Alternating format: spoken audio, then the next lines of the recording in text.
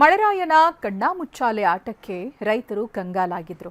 ಎರಡೆರಡು ಬಾರಿ ಬಿತ್ತನೆ ಮಾಡಿ ಕೈ ಸುಟ್ಕೊಂಡು ಸುಮ್ಮನಾಗಿದ್ರು. ಪಶ್ಚಿಮ ಘಟ್ಟದಲ್ಲಿನ ಮಳೆ ಅನ್ನದಾತರಿಗೆ ಆಶಾಭಾವನೆ ಹುಟ್ಟಿಸಿದೆ.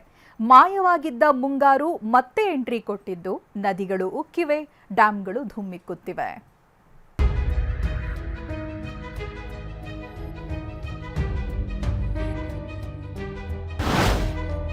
ಕಬಿನಿಗೆ ಮರುಜೀವ ಕೊಟ್ಟ ಕೇರಳದ ಮಳೆ. ಬರದ ಸಂಕಷ್ಟದ ನಡುವೆ ರೈತರಿಗೆ ಸಮಾಧಾನ. ಕರುನಾಡಿನಲ್ಲಿ ಮುಂಗಾರು ಮಾಯವಾಗಿ ತಿಂಗಳುಗಳೇ ಕಳೆದಿವೆ. ಮಳೆ ಇಲ್ಲದೆ ರಾಜ್ಯದ ರೈತರಂತೂ ಒದ್ದಾಡ್ತಿದ್ದಾರೆ. ಹೀಗಿರುವಾಗ ಕೇರಳದ ವಯನಾಡಿನಲ್ಲಿ ಸುರಿದ ಮಳೆಗೆ ಮೈಸೂರಿನ ಕಬಿನಿ ಜಲಾಶಯದ ಒಡಲು ಭರ್ತಿಯಾಗ್ತಿದೆ. ಕಬಿನಿ ಜಲಾಶಯಕ್ಕೆ 9,133 ಕ್ಯೂಸೆಕ್ ಒಳಹರಿವು ಇದ್ದು, ಇನ್ನೆರಡು-ಮೂರು ದಿನಗಳಲ್ಲಿ ಕಬಿನಿ ಜಲಾಶಯ ಭರ್ತಿಯಾಗುವ ಸಾಧ್ಯತೆ ಇದೆ.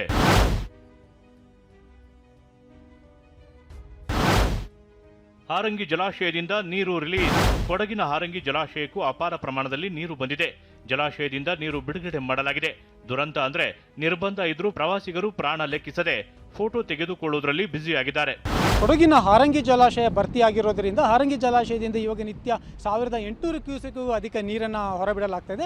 ಅದು ಸಹಜವಾಗಿ ಒಂದು ಸುಂದರವಾದ ವಾತಾವರಣವನ್ನು ಇಲ್ಲಿ ಸೃಷ್ಟಿ ಮಾಡಿರುವಂಥದ್ದು. ಈ ಹಾರಂಗಿ ಜಲಾಶಯದ 4 ಕ್ರಸ್ಟ್ ಗೇಟ್ ಏನಿದೆ, ಆ ಕ್ರಸ್ಟ್ ಗೇಟ್ನಿಂದ ಈಗ ಬಹಳಷ್ಟು ಪ್ರಮಾಣದಲ್ಲಿ ನೀರು ಹೊರಗೆ ಹರಿದು ಬರ್ತಾ ಇರುವಂಥದ್ದು, ಅಂದರೆ ನದಿಗೆ ಹರಿದು ಬರ್ತಾ ಇರುವಂಥದ್ದು. ಯಾವಾಗ ಈ ಹಾರಂಗಿ ಜಲಾಶಯದಿಂದ ಈ ಥರ ಒಂದು ಜಲಪಾತದ ಒಂದು ವೈಭವ ಸೃಷ್ಟಿಯಾಗುತ್ತೆ, ಅದನ್ನು ನೋಡಲಿಕ್ಕೆ ಇಲ್ಲಿ ಸಾಕಷ್ಟು ಸಂಖ್ಯೆಯಲ್ಲಿ ಪ್ರವಾಸಿಗರು ಕೂಡ ಬರ್ತಾರೆ, ಸ್ಥಳೀಯರು ಬರ್ತಾರೆ. ಆದರೆ ಬರುವಂಥ ಪ್ರವಾಸಿಗರು ಇಲ್ಲಿ ಏನು ಮಾಡ್ತಾರೆ ಅಂತಂದರೆ, ಈ ಸೇತುವೆ ಮೇಲೇನೆ ಗಾಡಿಗಳನ್ನು ನಿಲ್ಲಿಸಿ ಇಲ್ಲಿ ಬರುವಂತಹ ವಾಹನಗಳಿಗೆ ಒಂದು ತೊಂದರೆ ಕೊಡುವುದು ಮಾತ್ರ ಅಲ್ಲದೆ ಇಲ್ಲಿ ಅಪಾಯಕಾರಿ ಸಾಹಸವನ್ನು ಕೂಡ ಮಾಡುವಂಥದ್ದು. ಉಕ್ಕಿದ ಪಂಚಗಂಗಾ, ನರಸಿಂಹವಾಡಿ ಮಂದಿರ ಮುಳುಗಡೆ. ಮಹಾರಾಷ್ಟ್ರದಲ್ಲಿನ ಮಳೆಗೆ ಪಂಚಗಂಗಾ ನದಿ ಉಕ್ಕಿ ಹರಿದಿದೆ. ಕೊಲ್ಹಾಪುರ ಜಿಲ್ಲೆಯ ಶಿರೋಳದ ನರಸಿಂಹವಾಡಿ ದತ್ತ ಮಂದಿರಕ್ಕೂ ನೀರು ನುಗ್ಗಿದೆ. ಗರ್ಭಗುಡಿ ಒಳಗೆ ನೀರು ಎಂಟ್ರಿ ಕೊಟ್ಟಿದ್ದು, ಅರ್ಚಕರು ಪೂಜೆ ಸಲ್ಲಿಸಿ ದೇಗುಲ ಬಂದ್ ಮಾಡಿದ್ದಾರೆ.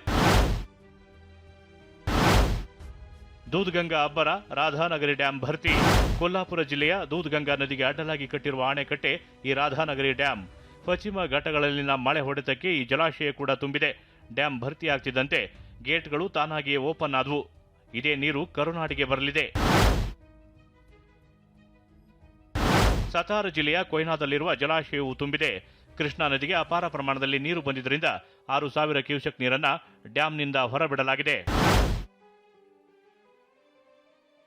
ಇನ್ನು ಮಾರ್ಕಂಡಯ್ಯ ನದಿ ಅಬ್ಬರಕ್ಕೆ ರಕ್ಕಸಕೊಪ್ಪ ಡ್ಯಾಂ ಕೂಡ ಭರ್ತಿಯಾಗಿದ್ದು, ಬೆಳಗಾವಿ ಜನರ ನೀರಿನ ಸಂಕಷ್ಟ ದೂರ ಆಗಿದೆ. ನಾನೀಗ ಬೆಳಗಾವಿಯ ರಕ್ಕಸಕೊಪ್ಪ ಜಲಾಶಯದ ಮೇಲ್ಭಾಗದಲ್ಲೇ ಇದ್ದೇನೆ. ಸದ್ಯ ಈ ಒಂದು ಜಲಾಶಯ ಕೂಡ ಕಂಪ್ಲೀಟ್ ಆಗಿ ಭರ್ತಿಯಾಗಿರುವಂಥದ್ದು. ಅರ್ಧ TMC ಸಾಮರ್ಥ್ಯದ ಜಲಾಶಯದಲ್ಲಿ ಜಲರಾಶಿಯೇ ಕಂಡು ಬರ್ತಾ ಇರುವಂಥದ್ದನ್ನು ನೀವೀಗ ದೃಶ್ಯಾವಳಿಗಳಲ್ಲಿ ಗಮನಿಸಬಹುದಾಗಿದೆ. ಕಳೆದ 15 ದಿನಗಳಿಂದ ನಿರಂತರವಾಗಿ ಮಳೆ ಆಗ್ತಾ ಇರುವಂಥ ಕಾರಣಕ್ಕಾಗಿ ಸದ್ಯ ಅಪಾರ ಪ್ರಮಾಣದಲ್ಲಿ ನೀರು ಹರಿದು ಬಂದು ಇದೀಗ ರಾಕಸಕೊಪ್ಪ ಜಲಾಶಯ ಏನಿದೆ 0.58 TMC ಸಾಮರ್ಥ್ಯದ ಈ ಒಂದು ಜಲಾಶಯ ಕಂಪ್ಲೀಟ್ ಆಗಿ ಭರ್ತಿಯಾಗಿರುವಂಥದ್ದನ್ನು ನೀವೀಗ ದೃಶ್ಯಾವಳಿಗಳಲ್ಲಿ ನೋಡಬಹುದಾಗಿದೆ. ತುಂಬಿದ ಬಸವಸಾಗರ ಡ್ಯಾಂ, ಪ್ರವಾಹ ಭೀತಿ.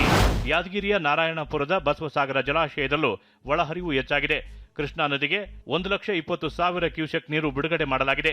ತಿಂತಣಿ ಬಳಿ ನದಿ ಪಾತ್ರದ ಜನರು ಎಚ್ಚರ ವಹಿಸುವಂತೆ ಪೊಲೀಸರು ಅನೌನ್ಸ್ ಮಾಡಿದ್ದಾರೆ.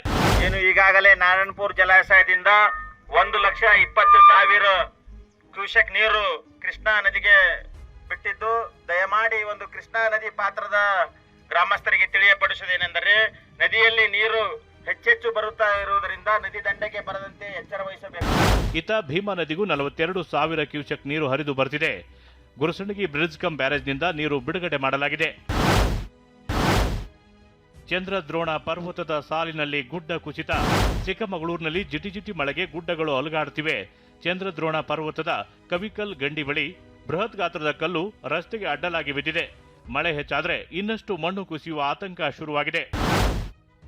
ಜಿಟಿಜಿಟಿ ಮಳೆಗೆ ಕುಸಿದ ಶಾಲಾ ಕಟ್ಟಡ. ಬೀದರ್ನಲ್ಲಿ ಕಳೆದೆರಡು ದಿನಗಳಿಂದಲೂ ಜಿಟಿಜಿಟಿ ಮಳೆ ಆಗ್ತಿದೆ. ಮಳೆ ಹೊಡೆತಕ್ಕೆ ಬಾಲೂರು ಗ್ರಾಮದಲ್ಲಿ ಶಿಥಿಲಾವಸ್ಥೆಯಲ್ಲಿದ್ದ ಸರ್ಕಾರಿ ಶಾಲಾ ಕಟ್ಟಡದ ಗೋಡೆ ಕುಸಿದಿದೆ. ಶಾಲೆಯಲ್ಲಿ ಮಕ್ಕಳು ಇಲ್ಲದೆ ಇದ್ದಿದ್ದರಿಂದ ಅನಾಹುತ ತಪ್ಪಿದೆ. ಇಂದು ನಾಳೆ ರಾಜ್ಯದಲ್ಲಿ ಭಾರೀ ಮಳೆ ಸಾಧ್ಯತೆ.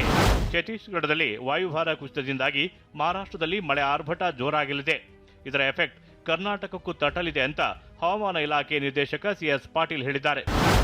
ಇವತ್ತು ಜುಲೈ 31ರಂದು ಬೆಳಗಾವಿ, ಧಾರವಾಡ, ಉತ್ತರ ಕನ್ನಡ, ಉಡುಪಿ, ದಕ್ಷಿಣ ಕನ್ನಡ, ಶಿವಮೊಗ್ಗ, ಚಿಕ್ಕಮಗಳೂರು, ಹಾಸನ, ಕೊಡಗು ಈ ಜಿಲ್ಲೆಗಳಲ್ಲಿ ಜುಲೈ 31ರಂದು ಮತ್ತು ಆಗಸ್ಟ್ 1ರಂದು ವ್ಯಾಪಕವಾಗಿ ಮಳೆಯಾಗುವ ಸಾಧ್ಯತೆ ಇದೆ. ಮುಂಗಾರು ನಿರೀಕ್ಷೆಯಲ್ಲಿದ್ದ ರಾಜ್ಯದ ರೈತರಿಗೆ ಪಶ್ಚಿಮ ಘಟ್ಟದಲ್ಲಿನ ಮಳೆ ಕೊಂಚ ಭರವಸೆ ಹುಟ್ಟಿಸಿದೆ. Bureau report, TV9.